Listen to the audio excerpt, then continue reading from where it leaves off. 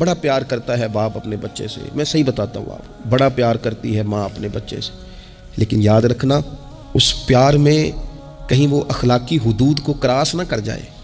یہ دیکھ لینا کہیں آپ کے لاڈ پیار میں کوئی ناجائز بات اس کے منہ سے نکلے کسی کے بارے میں اور آپ اسے قبول کر کے کہیں اسے تباہ نہ کر دیں۔ باپ میں نے دیکھا ہے یہ کام کرتے ہیں کہ بچے نے اگر کبھی کوئی تحفہ مانگ لیا ہے اور موقع آ گیا ہے تحفہ دینے کا تو باپ اوور ٹائم بھی لگاتا ہے۔ والد کہتا ہے اپنی فیکٹری کے مالک سے کہ میں تھوڑے تھوڑے کٹوا دوں گا پر مجھے بچوں کے لیے گفٹ خریدنا ہے، ان کے کپڑے بنوانے ہیں، بڑی جان جوکھوں میں ڈالتا ہے، اور وہ کہتا ہے کہ میں اپنے بچوں کو مایوس نہیں دیکھنا چاہتا، میں اعلیٰ سے اعلیٰ چیز بھی لاؤں گا۔ پر آپ کو پتہ ہے اللہ کے پیارے رسول علیہ السلام نے فرمایا کسی باپ کا اپنے بیٹے کے لیے، اپنی بیٹی کے لیے سب سے بہترین تحفہ یہ ہے کہ وہ اپنے بچوں کو اچھا ادب سکھا دے۔ یہ سونا تحفہ دیا ہے باپ نے کہ اس بچے کو اس نے اچھی تربیت سے روشناس کرا، یہ خوبصورت تحفہ سونا، یہ کمال کر دی والد نے کہ اس نے اپنے بچے کے آداب زندگی میں ایک اچھے ادب کا اضافہ کیا۔ آپ نہ ہزاروں کا لاکھوں کا تحفہ لے کے آئیں لیکن اس کی اخلاقی تربیت کریں، اس کے کردار میں جاذبیت پیدا کریں۔ ہو نہ آج بھی کوئی ماں ایسی جو غوث پاک کی ماں کی طرح کہے پتر بھوک کاٹ لینا پر جھوٹ نہ بولنا۔ ہو نہ کوئی ماں آج بھی ایسی جو بابا فرید کی ماں کی طرح یہ کہے پتر تجھے شکر پسند ہے پر ملے گی تب جب تو نماز پڑھ کے مصلی اٹھائے گا۔ ہو نہ آج بھی کوئی خواجہ بختیار کاکی کی ماں جیسی ماں جو سارا دن گھر میں سپارے پڑھتی رہے اور 15 سپارے یاد ہوں اور صبح شام پڑھے۔ او خدا کے بندو، کچھ چیزیں ایسی ہیں جو کردار کی روشنی سے نور پاتی ہیں، جو صرف عمل کے حسن سے دنیا کو حسین کر دیتی ہیں۔ بچوں کی روحانی تربیت، اخلاقی تربیت، ہم جو بچوں کو سبق دے رہے ہیں وہ محدود زندگی کا دے رہے ہیں۔ ہم مسلمان ہیں، ہمیں ہمارے دین نے کہا ہے کہ زندگی 60-70 سال کی نہیں، اس کے بعد بھی ایک زندگی ہے جو ہمیشہ رہنے والی ہے، ختم نہ ہونے والی ہے۔ ہم نے بچوں کو جتنے اسباق پڑھائے ہیں وہ دنیاوی زندگی کے لیے، روزی روٹی کے لیے، کاروبار کے لیے، شادی نکاح کے لیے، لیکن ہمیں ہمارے دین نے کہا ہے کہ انہیں وہ سبق بھی دو جو قبر میں بھی انہیں کامیاب کرے۔ قوا انفسکم واہلیکم نارا، خود بھی دوزخ کی آگ سے بچو گے اور اپنے بچوں کو بھی بچاؤ گے، یہ اہتمام کرو۔ تو وہ خاص خوبصورتی جو ہمارے دین نے کہا ہے کہ ان کی اخروی زندگی میں ان کے کام آئے۔ دیکھیں نا، نبی پاک صلی اللہ تعالیٰ علیہ وسلم نے 3 چیزیں ہمارے ذمہ لگائیں، فرمایا اپنی اولاد کو سکھاؤ۔ یہ باپ کے ذمہ لگائی ہیں حضور نے چیزیں، ماں کے ذمہ لگائی ہیں، فرمایا یہ اپنی اولاد کو سکھاؤ۔ 3 چیزیں یا رسول اللہ صلی اللہ علیہ وسلم کون کون سی؟ فرمایا ایک تو اپنی اولاد کو اپنے نبی کی محبت سکھاؤ۔ اس کا مطلب ہے ابا کو نعت پڑھنی چاہیے نا، اس کا مطلب ہے اماں کو نعت آنی چاہیے نا، اس کا مطلب ہے حضور کے قصیدے یاد ہونے چاہیے نا، اس کا مطلب ہے نا کبھی بازو تھام کے باپ کا ہے نا پتر چل آج فلان جگہ تجھے لے جاؤ، وہاں مدینے والے کی باتیں ہوں گی۔ اس کا مطلب ہے کہ اسے باپ کو ان سارے رستوں کا تعین تو بیٹے کا بازو تھام کے اسے کتنی جگہوں پہ لے گیا ہے۔ چل ایک دن یوں بھی کہا تھام اس کا بازو اور اسے حضور کے مدینے بھی لے جا کر محبوب کے سامنے کھڑا۔ فرمایا اپنے بچوں کو اپنے نبی کی محبت سکھاؤ، اور فرمایا دوسرے کام یہ کرو کہ اپنے بچوں کو اپنے نبی کی اولاد کی محبت سکھاؤ۔ سکھائی حضرت عمر نے جناب عبداللہ ابن عمر کو محبت، تو پھر انہوں نے محبت کی۔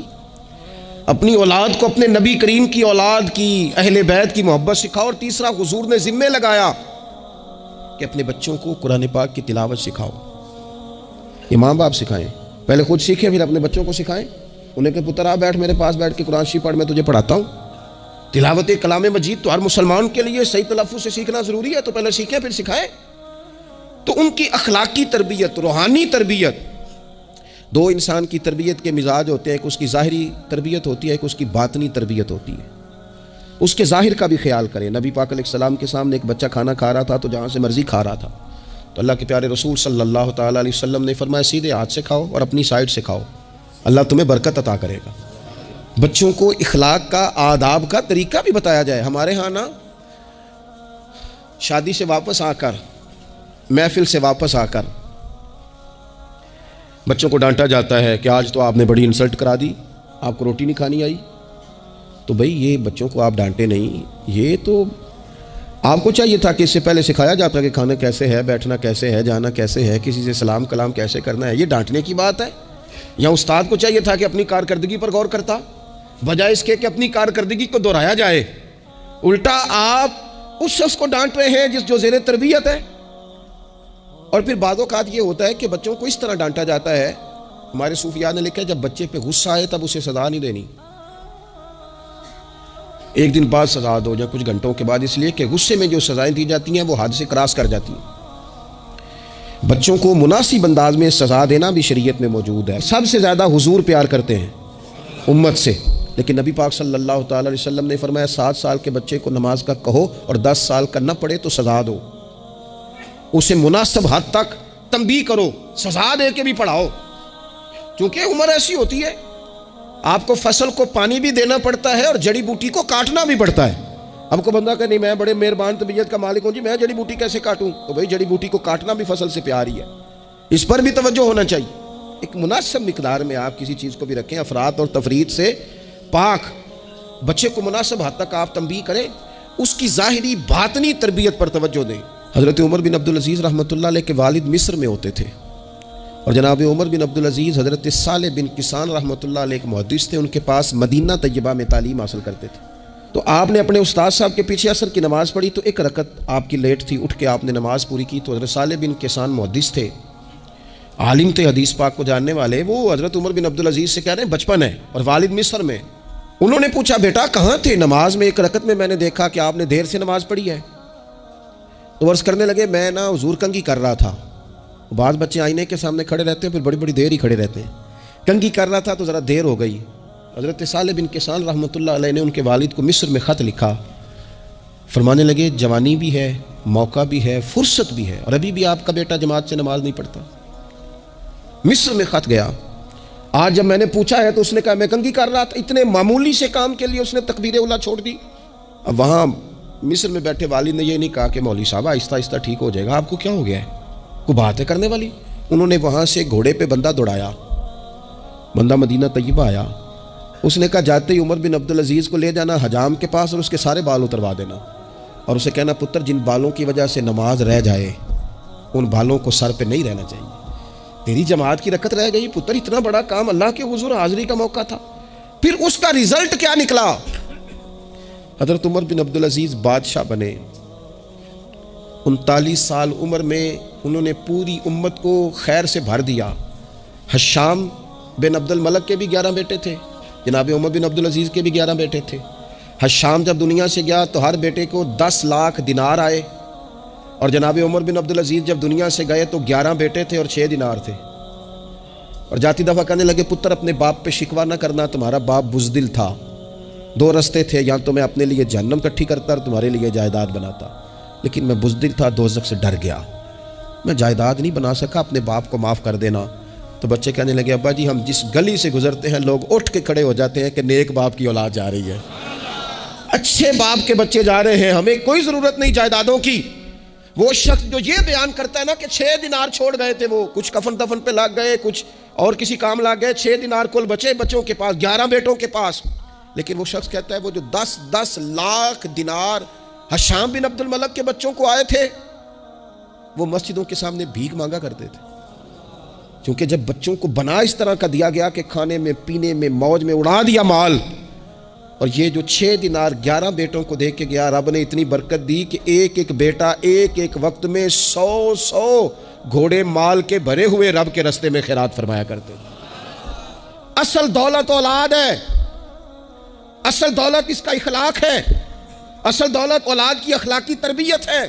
ایسا نہ ہو کہ مال کمانے کے چکر میں اصل دولت سے ہاتھ دھو بیٹھے، ایسا نہ ہو کہ بینک پیسوں سے بھر جائے اور ہماری اولاد ہاتھوں سے نکل جائے، ایسا نہ ہو کہ ہم نے یاروں کو ٹائم دے دے کے تو بڑی دور نکل گئے ہم، لیکن ہمارے بچے کے ذہن میں چند سوالات تھے، ہم انہیں مطمئن نہیں کر سکے، ہم نے نوکروں کے ذمہ ڈال دیا، فلانے کے ذمہ ڈال دیا، چچا کے ذمہ ڈال دیا، وقت نہیں دیا، ٹائم نہیں دیا۔ کائنات میں سب سے مصروف زندگی رسول کریم کی ہے، پر حضور تو انہیں کندھوں پر بھی بٹھایا کرتے تھے، نماز میں بھی بچے ساتھ آ جاتے تھے اپنی، اور پھر بچوں کو احساس دلائیں کہ سب انسان برابر ہیں، انہیں تقوی کا درس دیں۔ ہم نے ناراض نہیں ہونا، امیروں کے بچوں کو یہ سبق دیا جاتا ہے کہ تہاڈا سٹیٹس نہیں ہو تسی فلانے نال کھیڈن ڈیس ہو۔ حضرت عمر کے زمانے میں ایک گورنر کے بیٹے نے ایک غریب کے بیٹے کو مارا تھا، تو حضرت عمر نے نا گورنر صاحب کو معزول کر کے اونٹ چرانے پہ لگا دیا۔ لوگوں نے کہا ابے کا کیا قصور ہے؟ فرمانے لگے اس کا بھی تو قصور ہے نا، اسی نے تو اسے بتایا ہے کہ تو گورنر کا پتر ہے۔ اگر وہ بتاتا کہ بیٹا قانون سب کے لیے ایک جیسا ہے تو یہ کام نہ ہوتا. چھوڑ دو کمی اور چودھری کی تقسیم، تمہاری اولادیں بچ جائیں گی. چھوڑ دو امیر اور غریب کا فرق، بچے متقی اور پرہیزگار ہو جائیں گے. چھوڑ دو یہ سٹیٹس کا دھندا، تمہاری اولاد کے دل سے کبر اور تکبر نکل جائے گا. محبوب نے یہ فرق مٹا کے ہمیں بتایا ہے کہ اخلاق حسن ہے، کردار معیار ہے. تمہارے اندر اگر تقوی کی دولت آتی ہے تو یہ اصل اعزاز ہے. خوش قسمت ہے وہ باپ جس کو کوئی آ کے کہے کہ تیرے بیٹے کو نماز پڑھتے دیکھا ہے.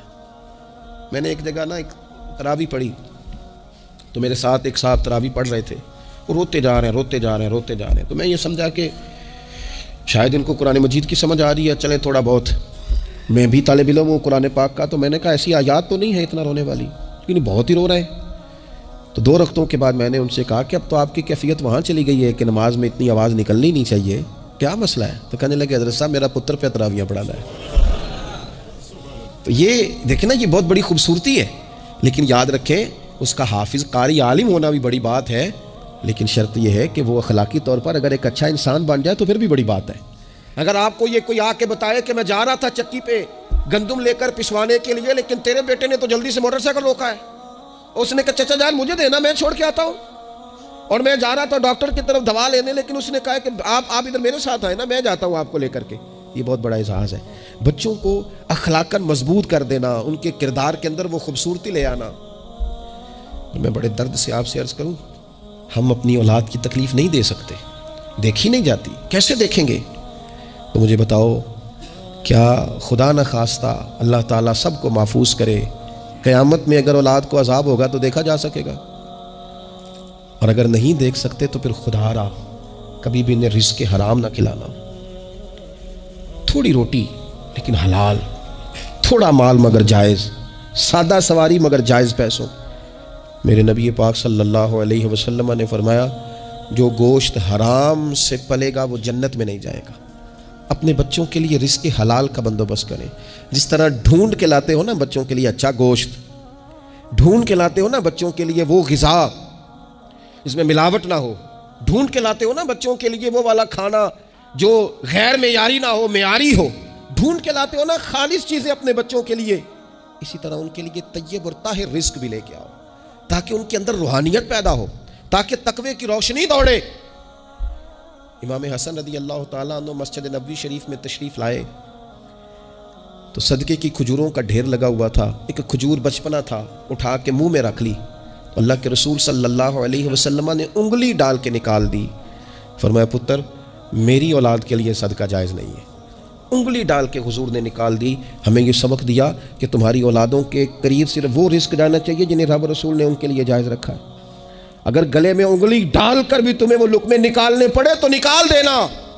یہ طریقہ تمہارے لیے تمہارے نبی نے رکھا ہے، ان کے قریب حرام نہ جانے دینا، ورنہ ہم ڈھونڈتے پھریں گے دوستو، ہم ڈھونڈتے پھریں گے، چیزیں کہیں کی کہیں پہنچ جائیں. خدا را ان کا قصور کیا ہے نونہالوں کا؟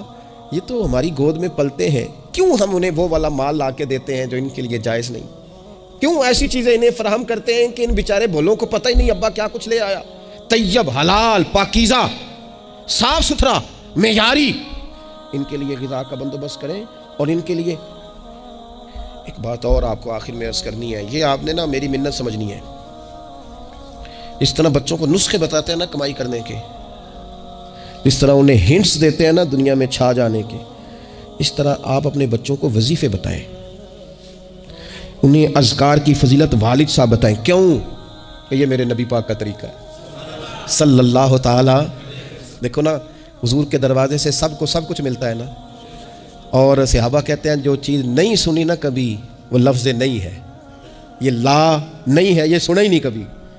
لیکن نبی پاک صلی اللہ تعالیٰ علیہ وآلہ وسلم نا سحری کے وقت سیدہ فاطمہ آرام فرماتی سحری کے وقت، تو حضور نے ہماری تعلیم کے لیے، ہمیں سمجھانے کے لیے بیٹی کو پاؤں سے پکڑ کر اٹھایا. فرمایا فاطمہ اٹھو، یہ تو رب سے رزق مانگنے کا وقت ہے.